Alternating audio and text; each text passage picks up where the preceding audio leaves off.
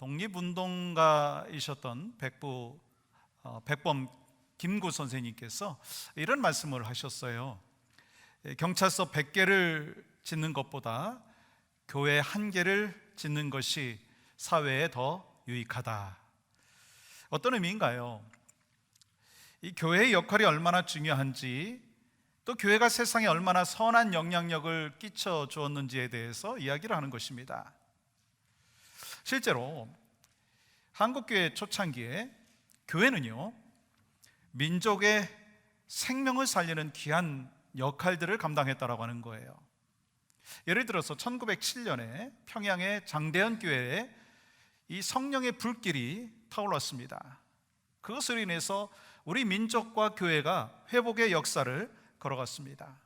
음란한 것들을 회개했어요. 도덕질을 고백했어요. 또한 미움과 교만을 회개했습니다.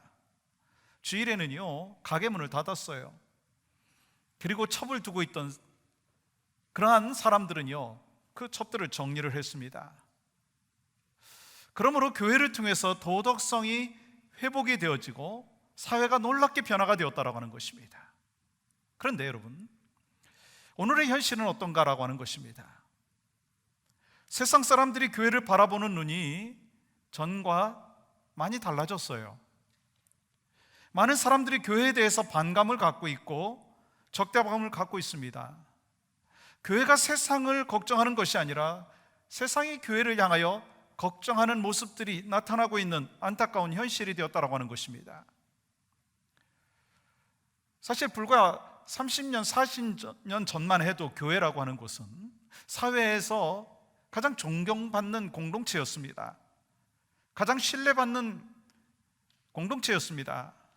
그때는 세상에서 교회를 바라보는 눈이요, 긍정적이었습니다. 존경심이 있었습니다. 그런데 지금은 세상 사람들이 교회를 바라보는 눈이 전과 같지 않다는 거예요. 교회라고 하는 말이 나오면 여기저기서 거칠고 험한 말들이 나오는 이 현실 속에 있습니다. 교회가 직접적인 피해를 준 것도 없는데, 잘못한 것도 없는데도 불구하고 이 교회를 이기적인 집단이라고 이야기를 하고 있다는 것입니다. 그렇기 때문에 우리는 지나간 시간들 속에서 우리 교회들 안에 어떤 일이 있었는지에 대해서, 왜 세상 사람들이 교회를 향하여 삐뚤어진 시각을 갖고 교회를 바라보게 되었는지에 대해서 잘 생각해 봐야 된다라고 하는 것입니다. 기독교 작가인 필립 얀시가 Church Why Bother라고 하는 책을 썼어요. 우리말로 번역이 되어 있는데 제목이 교회, 나의 고민, 나의 사랑이라고 하는 책입니다. 그 책에서 필립 얀시는 자신이 교회에 대해서 실망을 했기 때문에 교회를 잠시 동안 떠나갔다라고 하는 고백을 합니다. 그 다음에 다시 돌아올 수밖에 없었던 이유에 대해서 그 책에서 기록을 하고 있습니다.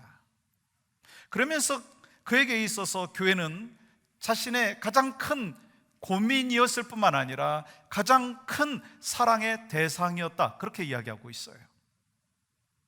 다시 말해서 교회는 고민이면서 사랑하는 애증 관계라고 하는 것입니다. 떠날 수 없는 그러한 관계라고 하는 것입니다.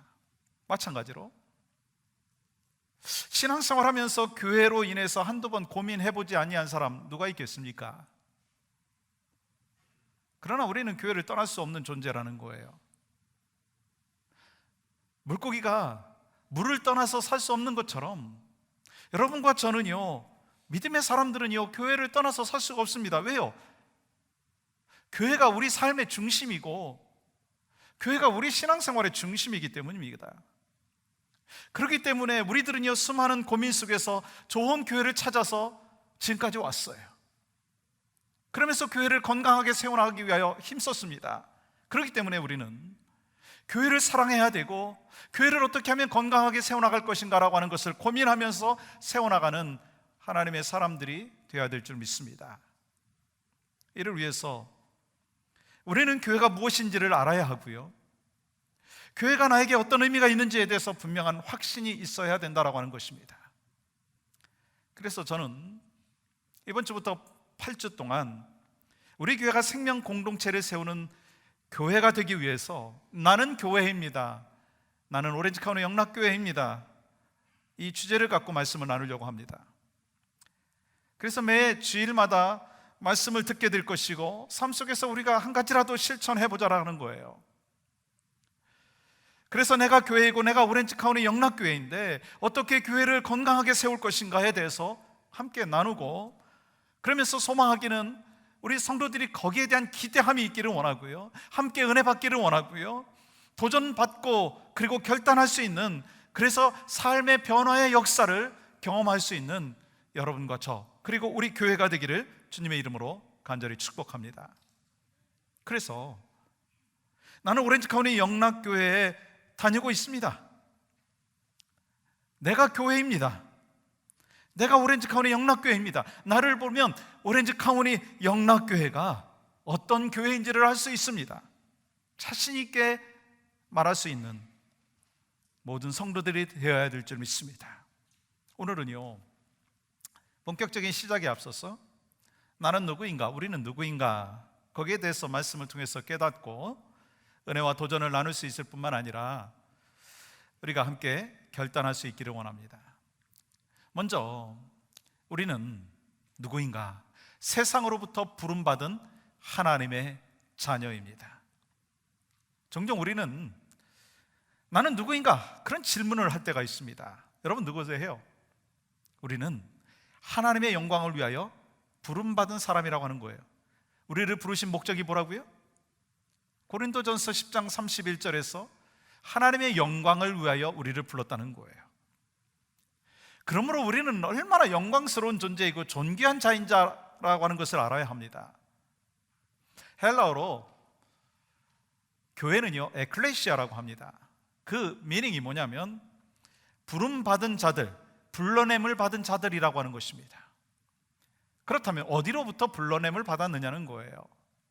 여러분과 제가 교회가 되었고 여러분과 제가 하나님의 영광을 위하여 살아가는 하나님의 사람이 되었는데, 에클레시아가 되었는데 어디로부터 불러냄을 받았느냐는 거예요. 세상으로부터 불러냄을 받았다는 것입니다. 다시 말하면 죄와 허물로 죽었던 자들로부터 우리가 불러냄을 받았다라고 하는 것입니다. 그러므로 이제는 하나님의 부르심을 받은 하나님의 백성으로서 구원받은 자가 되었고 거룩한 하나님의 백성이 되었고 하나님의 자녀가 된 줄 믿습니다. 그렇다면 최초의 부르심을 받은 사람이 누굴까요? 에클레시아의 원형이 누굴까요? 4,000년 전에 아브라함이 하나님으로부터 부름을 받았어요. 그리고 500년이 지난 후에 모세를 부르셔서 이스라엘 백성들을 이끌어서 출애굽하게 하시고 약속의 땅 가나안을 향하여 가고 있었습니다. 광야에 있었던 이스라엘 백성들의 모임 또는 회중, 그들이 교회라고 하는 거예요. 그래서 스테반 집사님은요, 이스라엘 백성들을 뭐라고 불렀느냐면 광야 교회라고 불렀어요. 여기에 나오는 광야 교회라고 하는 것은요, 광야에 무슨 교회 건물을 세웠다라고 하는 미닝이 아닙니다. 광야에 있었던 이스라엘 백성들을 가리킨다라고 하는 것입니다. 왜냐하면 이스라엘 백성들이 하나님으로부터 불러냄을 받았어요. 출애굽했습니다. 그렇기 때문에 그들이 에클레시아 교회라고 하는 것입니다. 신약시대에 오면 사도행전 2장에서 볼 수 있듯이 마가의 다락방에 모여서 주님을 기다리며 기도한 성도들과 그들의 공동체가 바로 교회였습니다. 그러므로 church, 교회라고 하는 것은 건물이 아닙니다. 구원받은 사람들의 모임을 교회라고 하는 것입니다. 그리고 본문 21절에서 이렇게 기록하고 있어요. 같이 한번 읽어볼까요? 시작. 그의 안에서 건물마다 서로 연결하여 주 안에서 성전이 되어가고. 무엇이 되어간다고요? 성전이 되어가고. 다시 말하면 너희가 성전이다 라고 말씀하고 있는 것입니다. 우리가 예수 그리스도를 나의 구주로 영접함으로 거듭난 하나님의 백성이 되었고 우리 안에 하나님께서 임재하심으로 우리가 성전이 되었고 우리가 교회가 되었다라고 말씀하고 있는 것입니다. 그러므로 우리 모두는요, 단순히 내 몸이 아니라 하나님이 영의 역사하심과 거하심의 삶을 체험하는 삶을 살게 되었습니다. 거룩한 성전이요 거룩한 교회가 되었다라고 하는 것입니다. 우리 몸은 이제 더 이상 내 몸이 아니고요, 거룩한 성전이고 거룩한 교회입니다. 아니, 우리의 몸은요 성전으로 지어져 가는 존재라고 하는 것입니다. 이를 위해서 예수님께서 친히 모퉁이 돌이 되셨어요. 그렇다면 여러분, 모퉁이 돌이 무엇입니까? 옛날에는요 시멘트나 철근이 없었기 때문에 골조 공사를 할 수가 없었어요. 그래서 모퉁이 돌을 쌓고 양벽이 하나 되게 했습니다. 그리고 그 모퉁이 돌은요 벽의 무게를 감당할 수밖에 없었어요. 그러므로 모퉁이 돌은요 그 집의 중심이 되었다라고 하는 거예요. 마찬가지예요. 예수님은 우리 인생의 모퉁이 돌이 되어 주십니다. 그래서 아직은 우리가 예수님을 완전히 닮을 수도 없지만, 판단하는 것과 가치관과 성품이 다르지만, 그러나 모퉁이 돌이 되신 예수 그리스도를 지금 계속해서 닮아가고 있다라고 하는 거예요. 그러므로 우리는요 우리 안에 지어질 성전을요 1, 2년 만에 뚝딱 해갖고 완공될 성전이 아니라는 거예요. 계속해서 우리는요 성전이 지어져 간다라고 하는 거예요. 하나님이 거하시기에 편안할 수 있도록 주님 오시는 그날까지, 주님 앞에 가는 그날까지 성전으로 지어간다라고 하는 것입니다. 그런데 여러분, 중요한 것이 있더라고요. 성령 안에서 함께 지어져 간다라고 하는 거예요. 우리는요 내 자신의 힘, 내 자신의 능력, 내 자신의 파워로 변화시킬 수 없어요. 그럼 어떻게 변화시킬 수 있습니까? 여러분과 제가 어떻게 변화될 수 있어요? 성령께서 나를 하나님의 사람으로 만들어 가실 때 순종하면은요 변화될 수 있다는 거예요. 예배자의 자리로 나와라, 그러면 나오는 거예요. 기도의 자리로 나와라, 그러면 나오는 거예요. 훈련의 자리로 나오라, 그러면 나오는 거예요. 섬김의 자리로 나오라, 그러면 나오는 것입니다. 그러므로 너무 조급해할 필요도 없고요, 너무 게을러서도 안 된다라고 하는 거예요. 스텝 바이 스텝으로 날마다 한 걸음 한 걸음씩 앞으로, 주님 앞으로, 주님이 원하시는 삶의 모습으로 변화되어지고, 그런 것이 하나님께서 여러분과 저를 향한 뜻인 줄 믿습니다. 사랑하는 성도 여러분, 우리는 세상으로부터 불러냄을 받은 하나님의 자녀입니다. 그래서 여러분과 제가 뭐라고요? 에클레시아. 여러분과 제가 무엇이라고요? 교회입니다. 세상으로부터 불러냄을 받은 자들, 거룩한 모임, 신자들의 공동체가 바로 에클레시아, 교회라고 하는 거예요. 그렇다면 하나님께서 우리를 세상으로부터 교회 안으로 불러내신 이유가 뭐냐라고 하는 거예요. 죄와 허물로 죽었던 여러분과 저를 세상 가운데서부터 불러내셔서 교회로 인도하신 이유가 뭐냐라고 하는 것입니다. 그 이유는요, 머리 대신 예수님과 하나가 되게 하기 위함이고요, 그리고 그분의 성품을 닮아가라고 말씀하시는 것이고요, 하나님의 일들을 여러분과 제가 감당해야 되기 때문에 그것을 맡겨주시기 위함이라고 하는 것입니다. 그러므로 우리는요 머리 대신 예수 그리스도의 지체로서 계속해서 훈련을 받아야 되고 주님을 배워야 된다라고 하는 것입니다. 바로 그때 하나님의 영광을 위하여 부름받은 하나님의 자녀답게 살아갈 수가 있다라고 하는 것입니다. 그리고 19절 말씀 볼까요? 오직 성도들과 동일한 시민이요 하나님의 권속이라. 이 말씀은요 우리가 예수님 안에서 한 가족이 되었다는 거예요. 여러분과 제가 한 가족이에요. 아무 반응이 없는 거 보니까 별로 느낌이 없으신 것 같아요. 여러분과 제가 한 가족이라고요.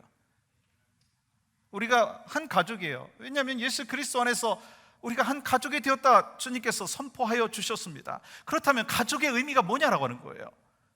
아니, 여러분의 실질적인 가정의 그 의미가 무엇입니까? 여러분 가정 안에서 어떻게 살아갑니까? 허물이 있으면 막 끄집어내가지고 막 비난합니까? 그런 가정이 있으세요? 그런 가정을 뭐라고 얘기하는 줄 아세요? 콩가루 가정이라고 얘기할 수가 있어요. 근데 여러분 그러지 않잖아요. 남편이 좀 부족한 거 있어도 덮어줄 줄 아잖아요.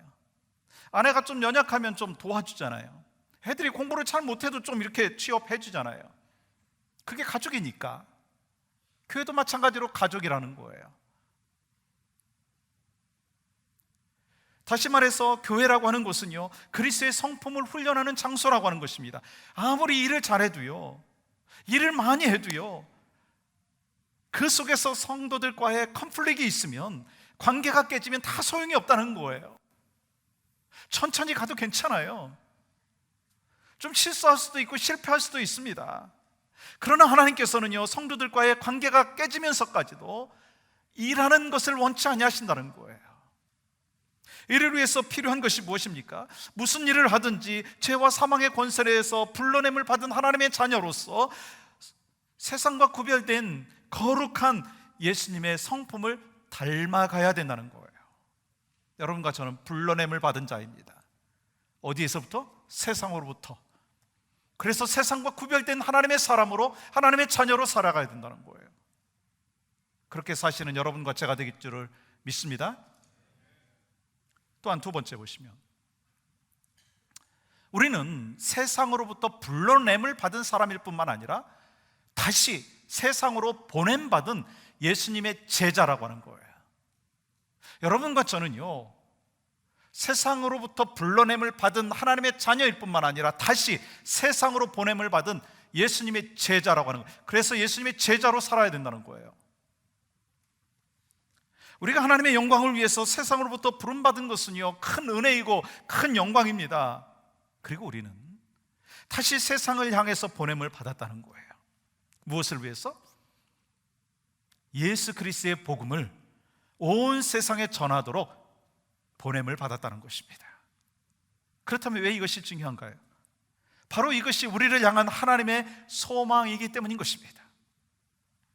모든 사람에게 복음을 전하여 그들 가운데 구원하시기를 작정한 그 영혼들이 구원을 얻는 것이 바로 하나님의 뜻인데, 하나님께서는 이 놀라운 계획을 성취하시기 위해서 그 아들 예수 그리스도를 이 땅에 보내셨고, 그 예수님께서는 연약한 육신의 몸으로 십자가에서 고난을 받으셨고 죽으셨다라고 하는 거예요. 예수님께서는 그 사명을 다 감당하시면서 사망 권세 이기시고 부활 승천하셨습니다. 그리고 예수님께서 제자들을 세상으로 보내셨어요. 여러분 성경을 보세요. 그 증거가 있잖아요. 요한복음 20장 21절에서 이렇게 말씀합니다. 아버지께서 나를 보내신 것과 같이 나도 너희를 보내노라. 그렇게 보냄을 받은 자들, 그래서 예수님의 제자들을 사도라고 하는 거예요. 사도라고 하는 말은요, 사명을 받고 보내심을 받은 자라고 하는 것입니다. 그런데 오늘날 여러분, 사도가 있습니까? 예수님으로부터 보냄받은 사도들이 있습니까? 없어요. 오늘날에 더 이상 사도는 없습니다. 그러면 이제 누가 세상에 나가서 하나님의 놀라운 계획을, 구원의 역사를 증거하고 온 열방 가운데 잃어버린 영혼들에게 구원의 복음을 전할 것인가라고 하는 것입니다. 누가 해야 되느냐는 것입니다.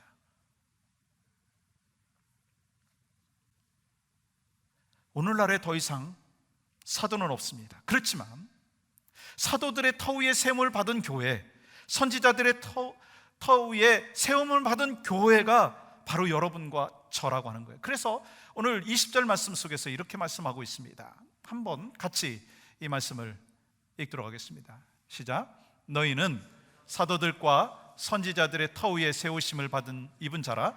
그리스도 예수께서 친히 모퉁이 돌이 되셨느니라. 즉 우리가 사도들이 전한 복음, 선지자들이 가르쳐준 복음으로 구원을 받았고 교회를 이룬 것처럼 이제 우리들도 사도의 사명을 이어받아서 땅끝까지 복음을 전하는 증인이 되어야 된다는 거예요. 그래서 우리에게 더 그레이트 커미션을 주신 거예요. 지상 대명령을 우리에게 허락하여 주신 것입니다. 바로 나에게 주신 사명으로 알고 한번 같이 읽도록 하겠습니다. 시작. 예수께서 나와 말씀하여 이르시되 하늘과 땅의 모든 권세를 내게 주셨으니 그러므로 너희는 가서 모든 족속을 제자로 삼아 아버지와 아들과 성령의 이름으로 세례를 베풀고 내가 너희에게 분부한 모든 것을 가르쳐 지키게 하라. 볼지어다 내가 세상 끝날까지 너희와 항상 함께 있으리라 하시니라. 아멘. 예수님께서 이 명령을 제자들에게만 한 것이냐라고 하는 거예요. 여러분 어떻게 생각하세요? 아니라는 거예요. 그러면 누가 이 사명을 이어받아서 감당해야 되느냐라고 하는 것입니다. 누구입니까? 오늘날의 교회라고 하는 것입니다. 바로 여러분과 제가 그 사명을 감당해야 된다는 거예요. 왜요? 예수님께서 제자들을 파송한 것처럼 여러분과 저를 세상으로 파송했다라고 하는 거예요. 그렇다면 우리가 어떻게 해야 됩니까? 영광스러운 교회로서, 영광스러운 성전으로 지어가면서 우리가 세상으로 다시 보냄받은 하나님의 사람으로 사명을 감당해야 된다라고 하는 거예요. 사도들과 같이 예수님의 진정한 제자가 되어야 된다는 것입니다. 예수님의 제자가 되지 않고서는 가서 세례를 베풀고 예수님께서 명령하신 그 모든 것을 가르쳐 지키게 하는 그 사명을 도저히 감당할 수가 없다는 거예요. 그러므로 먼저 우리는 예수 그리스도의 참된 제자로 살아야 됩니다. 여러분과 제가 예수님을 닮아가고 예수님을 증거하는 제자의 삶을 살 때 우리가 사명을 감당할 수가 있습니다. 그렇기 때문에 우리가 얼마나 놀라운 영광스러운 존재인지, 얼마나 놀라운 은혜를 받은 존재인지, 위대한 사명을 받은 존재인지를 항상 기억하고 신실하게 사명을 감당하는 여러분과 저의 삶이 되어야 될 줄 믿습니다. 이를 위해서 필요한 게 있더라고요. 뭔가요? 21절부터 22절까지 이렇게 기록하고 있어요. 그의 안에서 건물마다 서로 연결하여 주 안에서 성전이 되어가고 너희도 성령 안에서 하나님이 거하실 처소가 되기 위하여 그리스도 예수 안에서 함께 지어져 가느니라.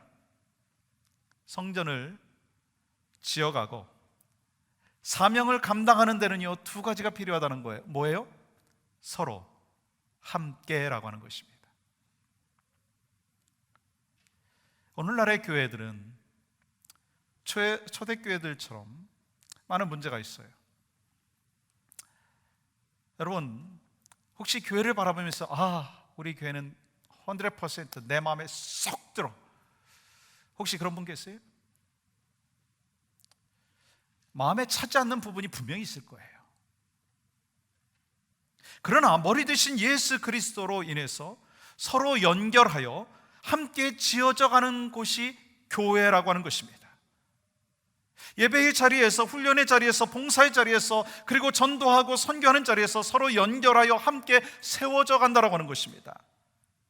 그때 교회된 우리는 더욱더 예수님의 제자답게 될 것이고, 여러분과 저를 통해서 교회는 더욱더 건강하게 세워져 나갈 줄 믿습니다. 그러므로 앞으로 40일 동안 생명을 살리는 공동체의 사명을 기억하시기를 바라고요. 다시 한번 가슴에 새기고 결단하고 온 힘과 온 마음을 다해서 이 사명을 감당하는 우리 모두가 되기를 간절히 소망합니다.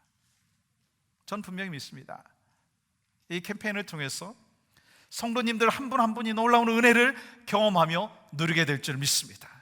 뿐만 아니라 우리 성도님들의 그런 은혜를 경험함으로 인해서 우리 교회가 더 건강하게 세워지고 우리 교회에서 맡겨주신 그 사명들을 잘 감당함으로 말미암아 하나님 앞에 영광이 될 수 있을 줄 믿습니다. 거기서 끝나는 것이 아니라 그래서 하나님 앞에 기쁨이 되어지고 세상을 변화시키는 아름다운 역사가 있을 줄 믿습니다. 사랑하는 성도 여러분, 그런 의미에서 주님께서 나를 세상으로 보내셨다는 거예요. 그렇다면 나는 어디로 보내심을 받았는가? 그런 퀘스천이 있을 거 아니에요. 여러분, 어디로 보내심을 받았어요?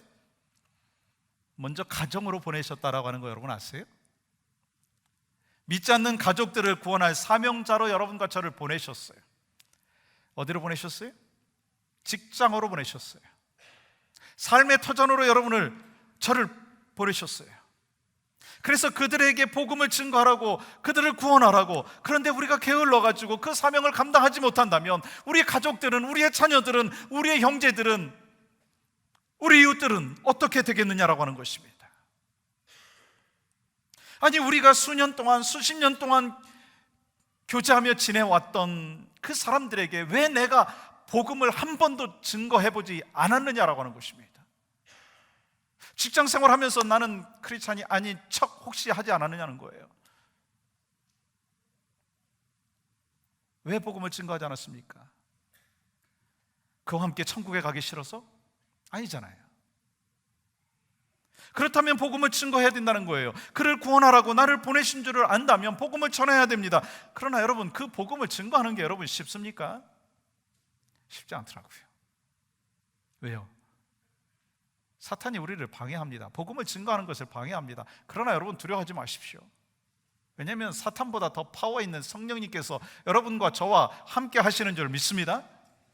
그렇기 때문에 우리는 담대하게 때를 얻든지 못 얻든지 복음을 증거해야 된다는 거예요. 우리 교회가 어느덧 40살이 됐다는 거 여러분 아시죠? 여러분 10년, 20년, 30년 교회 생활하다가 보면 나도 모르게 익숙해집니다. 그래서 변화를 싫어해요. 그럼에도 불구하고 우리는 말씀을 적용해야 합니다. 아주 작은 거 하나라도 먼저 실천하기를 원합니다. 우리 얼굴을 좀 새롭게 환하게 좀 바꿨으면 좋겠어요.